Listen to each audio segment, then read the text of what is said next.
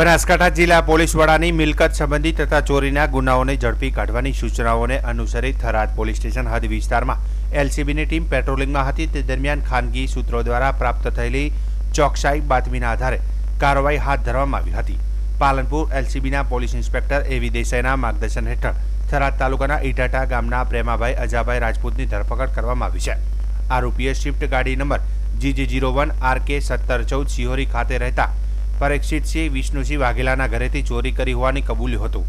તપાસમાં જાણવા મળ્યું હતું કે આરોપીએ 4 થી 5 એપ્રિલ 2023ની મધરાત્રે સિહોરી ગામે જઈ અને ઓળખીતા હોવાને કારણે ઘરમાં ઘૂસી કારની ચાવી ચોરી કાઢી અને ત્યારબાદ રાત્રે બધા ઊંઘમાં હોવાનો લાભ લઈ ચોરી કરેલી ચાવી વડે કાર સ્ટાર્ટ કરી પોતાના ઈટાટા ગામે લઈ ગયો હતો।